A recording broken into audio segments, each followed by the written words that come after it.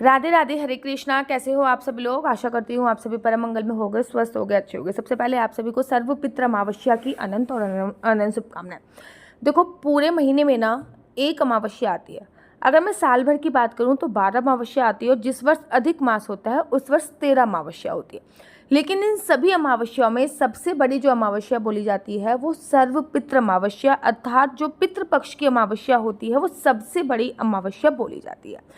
कहते हैं कि जब पितृपक्ष चलते हैं तो पितृलोक के दरवाजे खुलते हैं और पितृ हमारे नीचे आते हैं इस कामना से कि जो हमारे बच्चे होंगे वो हमारे लिए तर्पण करेंगे, हमारे लिए दर्पण करेंगे, हमारे लिए श्राद्ध आदि करेंगे। अगर पितरों को दर्पण मिलता है, तर्पण मिलता है तो वो खुश होकर आपको आशीर्वाद दे के जाते हैं। लेकिन अगर पितरों को तर्पण और दर्पण नहीं मिलता तो वो रुष्ट होके जाते हैं और जिसे कहते नहीं है, आपकी जिंदगी में पितृ दोष उत्पन्न हो जाता है। वैसे तो हर किसी को पता होता है कि उसके पितृ किस समय पे एक्सपायर हुए हैं, किस समय पे नहीं हुए हैं। बड़े सारे लोग ये भी पूछते हैं कि दीदी हमारे माता पिता जिंदा हैं क्या, हमें भी श्राद्ध करनी है? बच्चों, आपकी 11 पीढ़ी पितरों को बोली जाती है, केवल माता पिता तक की सीमित नहीं है। 11 पीढ़ी आपकी बोली जाती है कि वो आपके पितृ कहलाते हैं। अब आने वाली है पितरों की अमावस्या, ये सबसे बड़ी अमावस्या होती है। और अगर अभी इन 15 दिनों में आपने अपने पितरों के लिए कुछ भी नहीं किया है और अगर कुछ भी किया हो तब भी आपको अमावस्या पर ये कार्य अवश्य कीजिए। पितरों से माफ़ी मांगिए और उनके निमित्त ये कार्य अवश्य और अवश्य कीजिए। बहुत आसान कार्य है। नंबर 1, जिस स्थान पे आप पानी पीते हैं ना, जहाँ पे जैसे कि मटका रखा हुआ, आपका कोई घड़ा रखा हुआ है, कोई बाल्टी रखी हुई है, आरओ रखा हुआ है, वहाँ पर एक शुद्ध घी का दीपक जलाना है। याद रखिए, उस जगह के आसपास कोई झूठे बर्तन नहीं होने चाहिए। अगर पीने वाले जगह के आसपास अगर आप शुद्ध देशी घी का दीपक शाम के समय जलाते हो अमावस्या पर, सर्वपित्र अमावस्या पर, तो हमारे पितृ जो पितृलोक में वापस जा रहे होते हैं उनको उजाला प्राप्त होता है और वो बहुत आशीर्वाद आपको देके जाते हैं। याद रखो, वहाँ पे कोई झूठे बर्तन नहीं होने चाहिए। अगर वहाँ पे झूठे बर्तन हुए तो वो जो दीपक आपने जलाया वो दरिद्रता के नाम दीपक जल जाएगा। इस बात का विशेष तौर पर ध्यान देना है। दूसरा, सर्वपित्र अमावस्या के दिन चावल के आटे में 5 पिंड अवश्य बनाएं। या तो फिर आप चावल के आटे से नहीं बना सकते हो तो फिर आप सिंपल से आटे से भी बना सकते हो। इसे लाल कपड़े में लपेटकर नदी में बहा दे, जिससे जो हमारी मछलियां हैं ना उनको भोजन प्राप्त हो जाएगा। और जब मछलियों को भोजन प्राप्त हो जाएगा तो आप समझ जाइए कि आपके पितृ भी तृप्त हो जाएंगे। ये जब आप चावल के आटे का पिंड बनाओगे ना, उसमें ना काले तिल अवश्य डाल दीजिएगा, ठीक है ना। पितरों के निमित्त कोई भी काम कीजिए, तिल अवश्य डालिए। जैसे कि फॉर एग्जाम्पल, जब आप किसी को ना अपना कोरियर भेजते हो, ठीक है ना, तो नीचे क्या लिखते हो? पिन कार्ड, पिन कोड लिखते हो। जो भी पिन कोड होता है वो आपके घर का पिन कोड होता है जहाँ से कोरियर पहुँचाने में वैसे ही जो काले तिल होते हैं ना वो हमारे पितरों के पिन कोड ही हैं। तो वहाँ पे आपको काले तिल अवश्य और अवश्य डालें। तीसरी मोस्ट इम्पोर्टेंट वन, गाय के गोबर का कंडा, जिसको कहीं कहीं पे उपला भी लिया जाता है, उसको लीजिए। उसके ऊपर थोड़ा सा गूगल डालिए, घी डालिए, थोड़े से जौ डालिए, काले तिल डालिए, चावल डालिए। अब उसको धूप दिखाइए पूरे घर में। ये क्या होगा? आपने अपने पितरों का तर्पण कर दो, थोड़ा सा जल दान दीजिए और आपने अमावस्या पर ये कार्य अवश्य करना। अच्छा, गाय के गोबर का ना मिले भैया, किसी का भी मिले, कंडा अवश्य और अवश्य और अवश्य ले लीजिए। अगला कार्य आपको करना है, विष्णु भगवान के किसी भी मंदिर में सफ़ेद तिल कुछ दक्षिणा के स्वरूप जरूर देके जाए। 1 कटोरी सफ़ेद तिल ले लीजिए। याद रखिए, 1 मुट्ठी ले सकते हैं, काले तिल भी ले सकते हैं। थोड़ी सी दक्षिणा रखकर विष्णु भगवान की किसी भी मंदिर में जरूर और जरूर छोड़ के आए। ये भी आप अपने पितरों को ही दे रहे हैं। अगला कार्य जो आप कर सकते हैं कि कच्चे दूध लीजिए, थोड़े से जौ लीजिए, तिल लीजिए, चावल को मिलाकर नदी में बहा दें। ये उपाय सूर्य उदय के समय करेंगे तो बहुत अच्छा रहेगा। अगर सूर्योदय के समय नहीं कर सकते तो सूर्य अस्त होने से पहले किसी भी समय पे कर दीजिए, जिससे मछलियों को भोजन प्राप्त होगा और आपके पितरों का तर्पण हो जाएगा।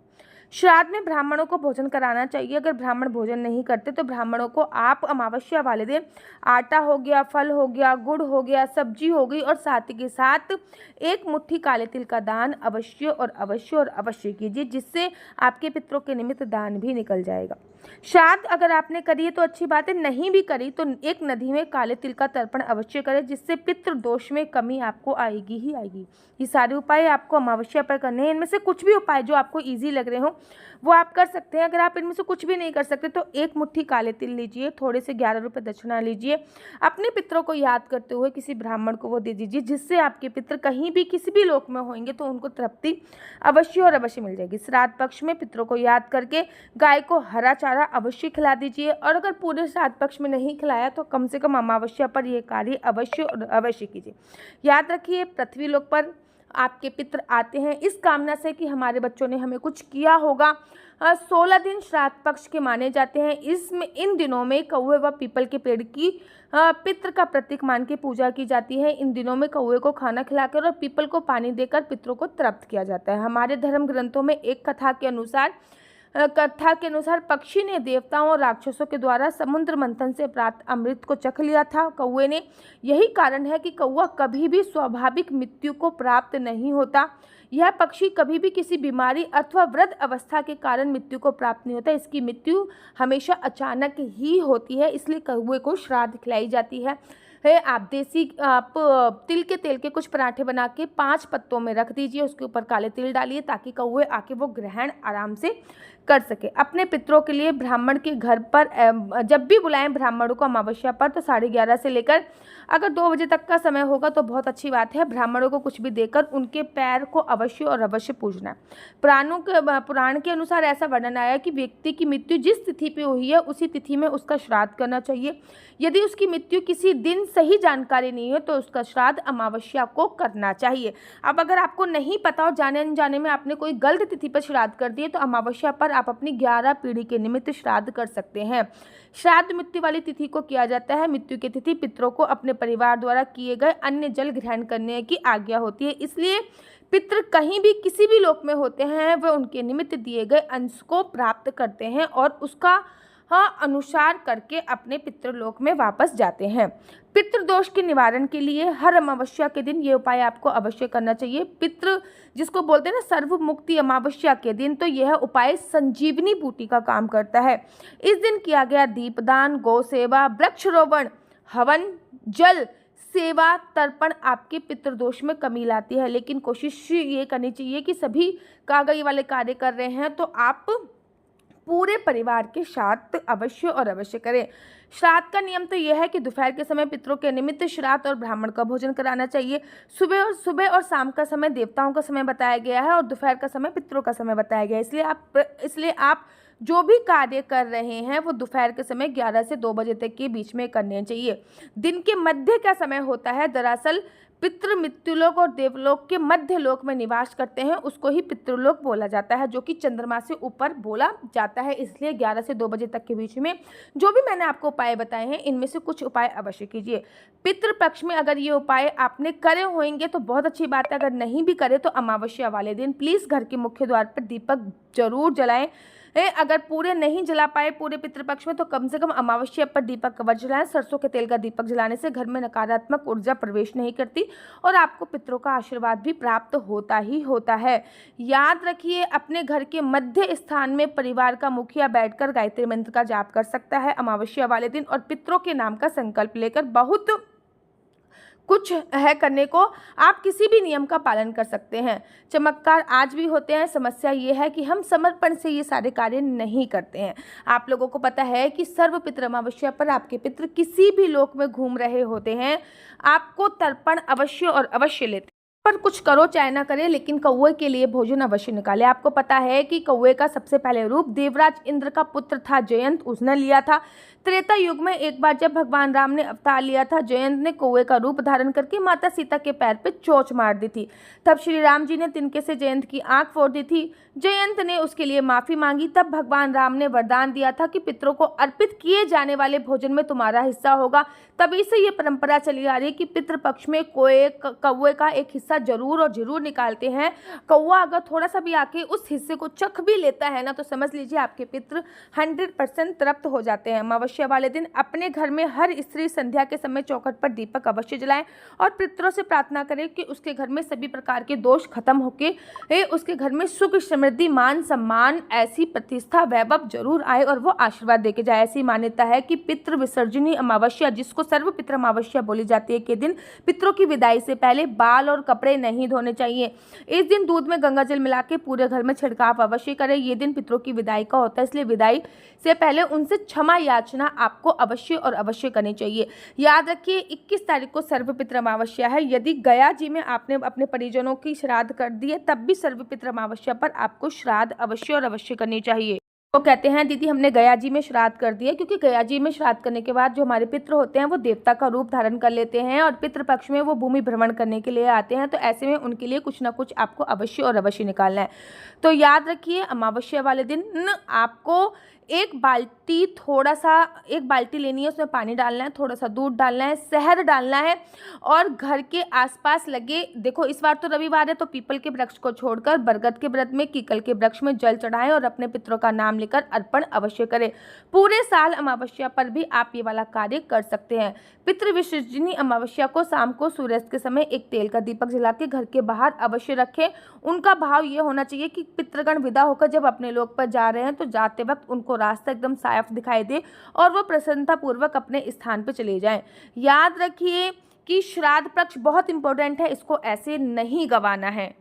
अमावस्या 21 तारीख को है, यह वाला कार्य अवश्य करें। मेरा नंबर आपको नीचे स्क्रीन पे दिख रहा होगा। मेरा नंबर है 4 बार 9 20 25 65। आई रिपीट अगेन 4 बार 9 20 25 65।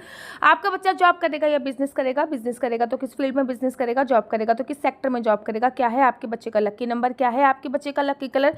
क्या कुंडली में राजयोग है या नहीं है? कुंडली में संतान प्राप्ति का योग है या नहीं है? विदेश जाने की कितने % संभावना है? विवाह होने की कितने % संभावना है? संतान प्राप्ति कब होगी? पति पत्नी में आपस में अनबन चल रही है?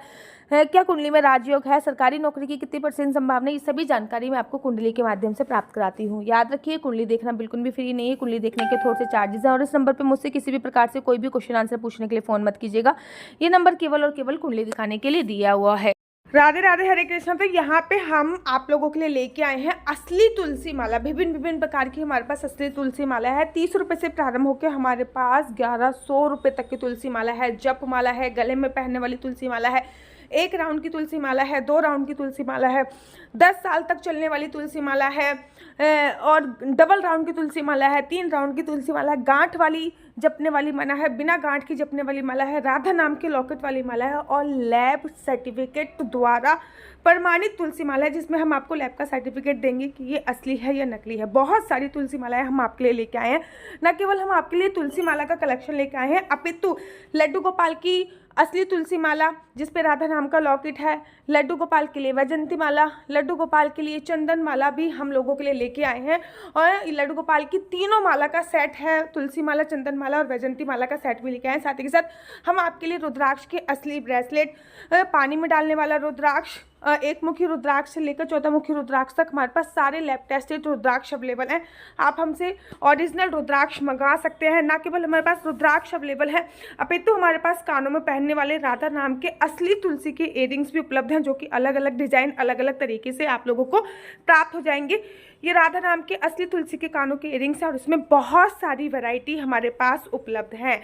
आप जल्दी से जो नीचे नंबर दिया गया है उस पर संपर्क करके अपनी चॉइस से कोई भी राधा नाम के इयरिंग्स अपने लिए ले सकते हैं। उनके प्राइस बहुत ही सस्ते हैं। 150 रुपये से फ्री हो 150 रुपये से स्टार्ट होकर मात्र 200 रुपये तक है। और यह है राधा रानी और भगवान श्री कृष्ण जी के चरण, जो आपको अपने मंदिर में जरूर और विभिन्न प्रकार की अलग अलग तुलसी मालाएं आप लोगों के लिए उपलब्ध है। 30 रुपये से प्रारंभ होकर 1300 रुपये तक की तुलसी मालाएं आप लोगों के लिए उपलब्ध है।